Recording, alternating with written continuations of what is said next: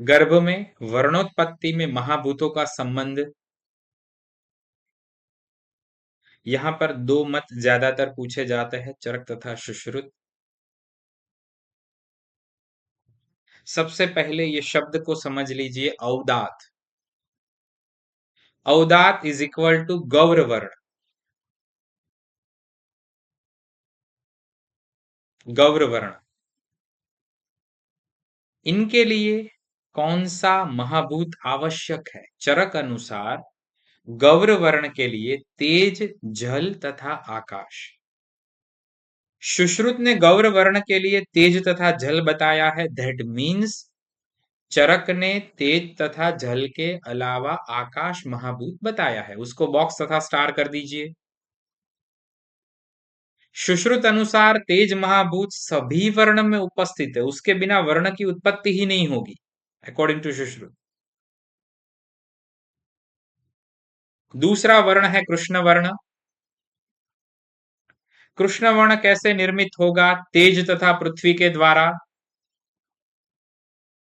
मतलब तेज तथा पृथ्वी, चरक तथा सुश्रुत दोनों ने कॉमन बताया है, लेकिन चरक ने एक और महाभूत यहां पर ऐड किया है, दैट इज वायु महाभूत। बॉक्स तथा स्टार कर दीजिए, ये विशेष है।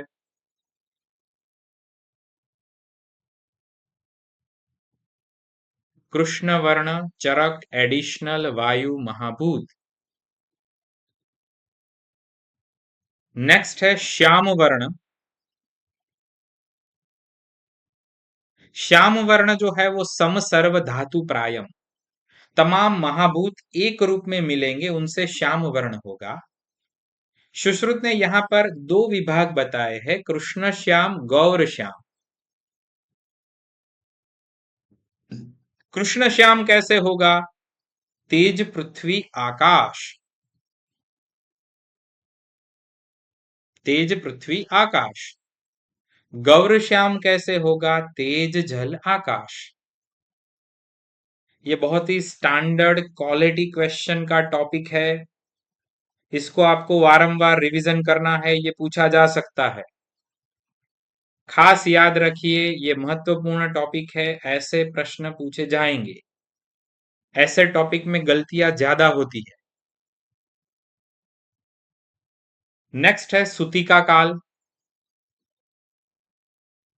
सुश्रुत तथा वाग्भट अनुसार सूतिका काल 45 डेज। काश्यप अनुसार 30 दिन या फिर 6 मास।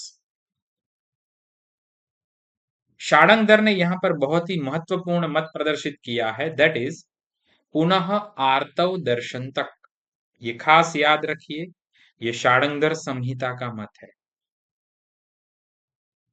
सूतिका की सभी धातुएं साम्य अवस्था में 6 मास पश्चात आ जाएगी, इसीलिए यहां पर 6 मास। गुड़हरिता की चरक अनुसार अर्श, सुश्रुत अनुसार वात रक्त।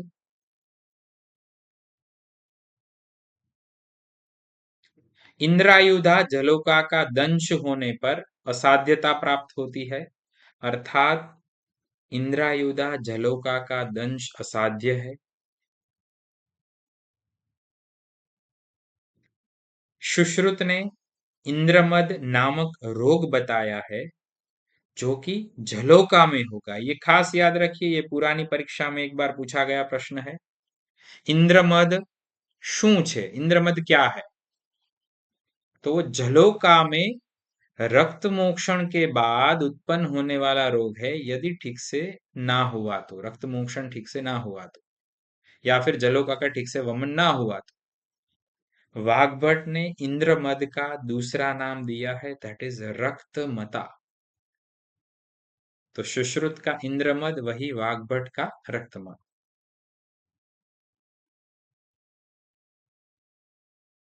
नेक्स्ट टॉपिक है ओज। सुश्रुत अनुसार ओज संपूर्ण शरीर में व्याप्त है, जबकि चरक तथा वाग्भट अनुसार हृदय में स्थित है। हृदयस्थम अपनी देह स्थिति निबंधन, हृदय में रह के देह की स्थितियों को धारण करता है, उसका पूरा नियमन करता है। आगे के जितने भी मत है वो एकदम स्पेसिफिक है, उसको यदि पूछना हुआ तो इसके लिए बेसिक क्वेश्चन टाइप बनेगा सेंटेंस फॉर्मेशन या फिर मल्टीपल सेंटेंस फॉर्मेशन, उसमें से सही या गलत चुने। तो प्रथम मत है ओज शुक्र का सार है। ये किसने बताया है? अष्टांग संग्रह। इसकी ट्रिक क्या है? पुस्तक है सार संग्रह, तो आपको उस पुस्तक का नाम याद रखना है, सार संग्रह। सार संग्रह पुस्तक मैंने ही लिखी है, चरक सार संग्रह पूर्वार्ध तथा उत्तरार्ध। तो सार संग्रह, ये आप इतना याद रखिए, इससे आपको पता चल जाएगा कि सार संग्रह ओज शुक्र का सार है। ये किसने बताया? अष्टांग संग्रह ने। नेक्स्ट है ओज शुक्र का मल है। ये किसने बताया? अष्टांग हृदय। इसको आप याद कैसे रखेंगे? आपको याद रखना है हेमल, हेमल, हेमल। यहां पर अष्टांग हृदय, ह हेमल, पीछे जुड़ जाएगा ओज शुक्र का मल है, मल है मल, अष्टांग हृदय। तीसरा है ओज शुक्र का स्नेह है।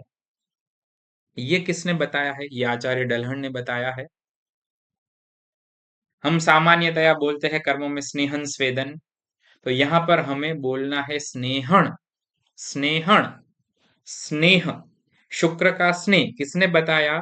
डलहण, डलहण, आखिर में हण है, स्नेहण। ओज शुक्र की उपधातु है, षाडंगधर संहिता, धातुधर, जैसे धरणीधर, धातुधर। ओज शुक्र की उपधातु, यहां पर आप उपधातुधर भी याद रख सकते हैं, षाडंगधर। ओज के दो भेद किसने बताए? चक्रपाणी। ओज तथा बल में अंतर किया, अर्थात बल व्यापद बल क्षय तथा ओज व्यापद ओज क्षय, ये डलहन ने बताया है। ओज को सर्वप्रथम पंचरस कहा है काश्यप ने। ये मोस्ट आईएमपी है, ये कई बार पूछा गया है। इसको आप बॉक्स तथा स्टार कर दीजिएगा। विभिन्न शिरोरोग में दोषों का संबंध, दोषों का संबंध इन शालक्य तंत्र रोग, ऐसे मिनिमम मिनिमम एक या दो प्रश्न पूछे जाते हैं पेपर में। तो यहां पर प्रथम है अर्धाव भेदक। चरक अनुसार अर्धाव भेदक, इनका कारण है वात या फिर वात कफ। सुश्रुत अनुसार त्रिदोषज, इसको आपको टेबल फॉर्म में याद रखना है, ये आपको इजीली टेबल फॉर्म में ही याद रहेगा।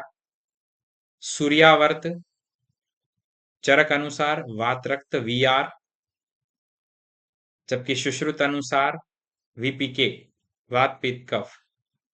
शंखक, चरक अनुसार वीपीआर, वात पित्त रक्त, सुश्रुत अनुसार पित्त कफ रक्त, पीकेआर। अनंतवात, चरक अनुसार वीपीके, सुश्रुत अनुसार वीपीके। इसको याद रखने के लिए सबसे सरल ट्रिक है ये वीपीके वाली, इनके माध्यम से आप इसको याद रख पाएंगे।